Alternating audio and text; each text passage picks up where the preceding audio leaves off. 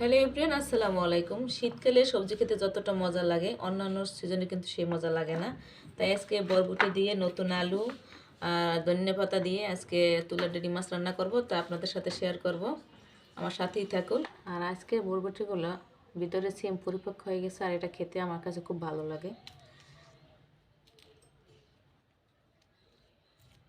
দেখুন, এই সিমের বিচিটা খেতে মজা লাগে।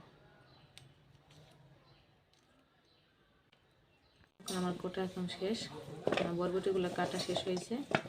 এখন রান্নার কাজ শুরু করব। এখন চুলাটা কড়াই বসিয়ে দিলাম, কড়াই বসিয়ে তারপর তেল দিলাম। তেল গরম হয়ে আসছে, এখন আমি সেই তুলার ডেরি মাছগুলো ছেড়ে দেবো একটু একটু করে। মাছগুলো বেশি বড় না, মধ্যম সাইজের।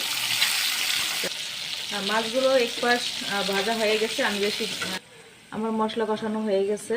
এখন এর ভিতরে আমি সেই কুটে রাখা আমার বরবটি আর নতুন আলু দিয়ে দেব। মাছ ভেজে উঠিয়ে রেখেছি। এখন নাড়িয়ে চাড়িয়ে চারপাশ মশলার সাথে তরকারিগুলো মিশিয়ে দেবো। 10 মিনিট পর ঢাকনা সরিয়ে আবার এগুলো নেড়ে দেবো। দেখুন, ঢাকনা দিয়ে ডাকার কারণে সবজিগুলো কীরকম নরম হয়ে গেছে।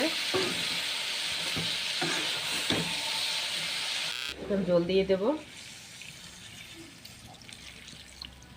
বেশি। এখন তরকারি প্রায় শেষের দিকে আসছে। এখন মাছগুলো ছেড়ে দেবো এর ভিতরে, ভাজা মাছগুলো যা আগে ভেজে রেখেছিলাম সেই মাছগুলো ছেড়ে দিয়েছি।